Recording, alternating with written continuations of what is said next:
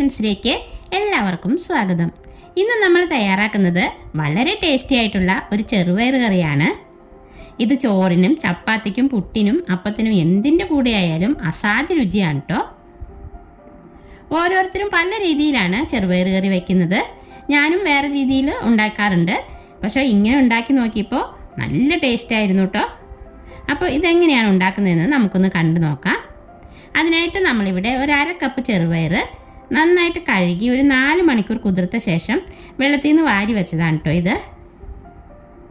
നമുക്കിനി ഇതൊരു പാത്രത്തിലേക്കിട്ട് ഇത് വേകാൻ ആവശ്യമായ വെള്ളം ഒഴിച്ചു കൊടുക്കാം.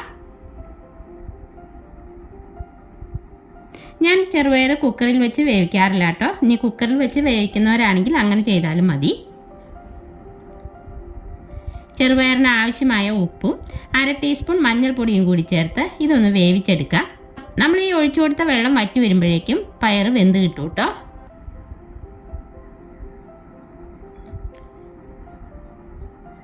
പയറൊന്ന് വെന്ത് വരുന്ന സമയം കൊണ്ട് ഇതിനുള്ള അരപ്പ് തയ്യാറാക്കാം. നമ്മളിവിടെ കുറച്ച് കറിയേ വയ്ക്കുന്നുള്ളൂ, അപ്പോൾ എല്ലാം കുറേശ്ശെ എടുത്താൽ മതിയാകും. അതിനായിട്ട് നമ്മളിവിടെ ഒരു 1/2 കപ്പ് തേങ്ങ മിക്സി ജാറിലേക്ക് ഇട്ട് കൊടുക്കുന്നുണ്ട്. പിന്നെ ഒരു 2-3 ചെറിയ ഉള്ളിയും ഒരു തണ്ട് വേപ്പിലയും ഒരു 1/4 ടീസ്പൂൺ മഞ്ഞൾപ്പൊടിയും കൂടി ചേർത്ത ശേഷം ഇത് അരയാൻ ആവശ്യമായ കുറച്ച് വെള്ളം കൂടി ഒഴിച്ചിട്ട് നല്ലപോലെ അരച്ചെടുക്കാം. നമ്മളിത് അരച്ചെടുത്തിട്ടുണ്ട്.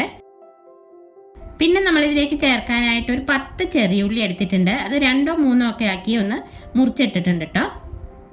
പിന്നെ ഒരു 3 പച്ചമുളക് അരിഞ്ഞത്, കുറച്ച് വെളുത്തുള്ളി തൊണ്ട് കളയാതെ നന്നായി കഴുകി ഒന്ന് ചതച്ചെടുത്തതാണിത്. പിന്നെ ഒരു ചെറിയ കഷ്ണം ഇഞ്ചി അരിഞ്ഞത് കൂടി എടുത്തിട്ടുണ്ട്. നമ്മൾ പയർ വേവിക്കാൻ വെച്ചിട്ട് നന്നായി വെന്ത് വന്നിട്ടുണ്ട്. ഇതിൻ്റെ അടിയിൽ ശകലം വെള്ളമുണ്ട് കേട്ടോ, അത് കുഴപ്പമില്ല. ഇനി നമുക്ക് കറി തയ്യാറാക്കാം. അതിനായിട്ട് ഒരു മൺചട്ടി അടുപ്പത്ത് വെച്ച് കൊടുത്തിട്ടുണ്ട്. ചട്ടി ചൂടായി വരുമ്പോൾ അതിലേക്ക് ഒരു 2 ടേബിൾ സ്പൂൺ വെളിച്ചെണ്ണ ഒഴിച്ചു കൊടുക്കാം. വെളിച്ചെണ്ണ ചൂടാവുമ്പോൾ അല്പം കടുക് ഇട്ട് കൊടുക്കാം. കടുകൊന്ന് പൊട്ടി വരുമ്പോൾ 3-4 വറ്റൽ മുളകും 2 തണ്ട് വേപ്പിലയും കൂടി ഇട്ട ശേഷം നമ്മൾ ചതച്ച് വെച്ചേക്കുന്ന വെളുത്തുള്ളിയും ഇഞ്ചിയും ഇട്ട് കൊടുക്കാം. എന്നിട്ടതൊന്ന് ഇളക്കി കൊടുത്ത ശേഷം പച്ചമുളക് അരിഞ്ഞതും ചുമന്നുള്ളിയും കൂടി ചേർത്ത് നന്നായി ഒന്ന് വഴറ്റിയെടുക്കാം. ഈ ഒരു പാകത്തിന് വാടി വരുമ്പോൾ നമുക്കിതിലേക്ക് ഒരു ചെറിയ തക്കാളി അരിഞ്ഞത് ചേർക്കാം. എന്നിട്ട് ഇതിനെല്ലാം കൂടി ആവശ്യമായിട്ടുള്ള അല്പം ഉപ്പ് ചേർക്കാം. ശേഷം നമ്മളിതൊന്ന് മൂടി വെച്ച് കൊടുക്കുന്നുണ്ട്. ആ തക്കാളിയൊക്കെ ഒന്ന് വെന്ത് വരട്ടെ.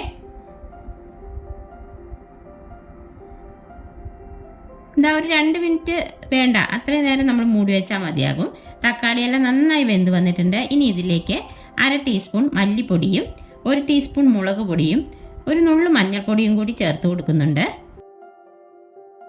പിന്നെ ഒരു 1/4 ടീസ്പൂൺ കുരുമുളക് പൊടി കൂടി ചേർത്ത് ഈ പൊടിയുടെ എല്ലാം പച്ചമണം മാറി വരുന്നവരെ ഒന്ന് ഇളക്കി കൊടുക്കാം.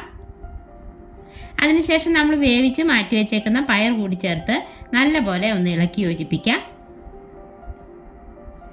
ശേഷം അരപ്പ് ചേർത്ത് മിക്സാക്കി കൊടുക്കാം. എന്നിട്ട് ഈ തേങ്ങയുടെ പച്ചച്ചുവയെല്ലാം മാറി വരുന്നവരെ ഒരു 2 മിനിറ്റ് ഇളക്കി കൊടുക്കണം. ഇനി നമുക്കിതിലേക്ക് നല്ല തിളച്ച വെള്ളമാണ് ഒഴിച്ചു കൊടുക്കേണ്ടത്. എന്തോരം ഗ്രേവി വേണമെന്ന് നോക്കിയിട്ട് അതിനനുസരിച്ച് വെള്ളം ഒഴിച്ചു കൊടുക്കാം കേട്ടോ. അപ്പം നല്ല തിക്ക് ഗ്രേവി ആയിട്ട് ആണ് ഇതിരിക്കേണ്ടത്.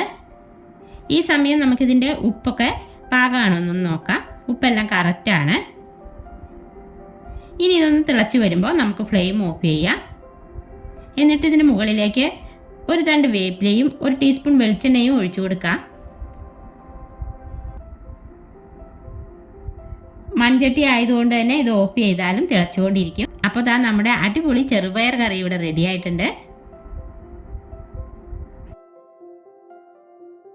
അപ്പോൾ ഇതുപോലൊരു ചെറുപയർ കറി ഉണ്ടാക്കി നോക്കിയിട്ടില്ലെങ്കിൽ എല്ലാവരും ഒന്ന് ചെയ്തു നോക്കണേ. നല്ല ടേസ്റ്റാണ്. ഇത് ചോറിൻ്റെ ഒപ്പം കഴിക്കാനും അസാധ്യ രുചിയാണ് കേട്ടോ. അപ്പോൾ ഇന്നത്തെ നമ്മുടെ ചെറുപയർ കറിയുടെ വീഡിയോ എല്ലാവർക്കും ഇഷ്ടപ്പെട്ടെങ്കിൽ ലൈക്ക് ചെയ്യാനും ഷെയർ ചെയ്യാനും സബ്സ്ക്രൈബ് ചെയ്യാനും മറക്കല്ലേ. അടുത്ത വീഡിയോയിൽ നമുക്ക് വീണ്ടും കാണാം.